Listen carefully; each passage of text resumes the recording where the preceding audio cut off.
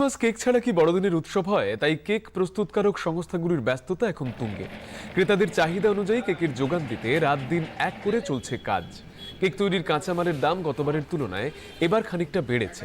তবে চাহিদার কথা মাথায় রেখে এবার কেক প্রস্তুতকারকরা জিনিস ও দামের সামঞ্জস্য বজায় রেখে কেক তৈরি করছেন।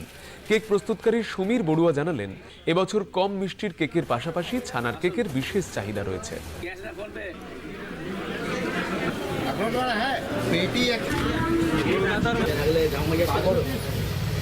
দুটো নতুন আমাদের সংযোজন হয়েছে।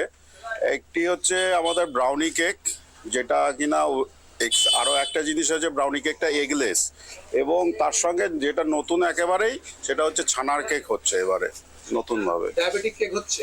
ডায়াবেটিক কেক আপাতত নেই, তবে কম মিষ্টির কেক রয়েছে আমাদের কাছে, যাতে মানে যারা আর কি একটু কম মিষ্টির কেক খোঁজেন তারা যাতে এটা নিতে পারেন, তা সেই কারণে। কত কেক এবারে তৈরি হচ্ছে? নিয়ার অ্যাবাউট অ্যাপ্রক্স আমি বলছি, অ্যাপ্রক্স মোটামুটি ধরুন ওই 4000-5000 পাউন্ড তো হচ্ছে। কতদিন চলবে? এইটা আমাদের তো এই জিনিসটা চলে এন্টায়ার জানুয়ারি অবধি চলে, কেন পিকনিক সিজনটাও রয়েছে ওই জানুয়ারি অবধি, এন্ড অফ জানুয়ারি অবধি এটা চলবে।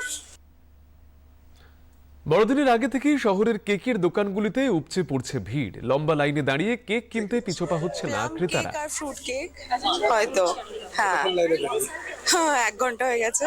হ্যাঁ, ভালো জিনিসের জন্য তো ওয়েট করতেই হবে। এখানকার ফ্রুট কেকটাই তো ফেমাস, ওইটার জন্যই দাঁড়িয়ে আছি। কেক তো খুবই ভালো হয়, as well as the legacy of this place speaks volumes.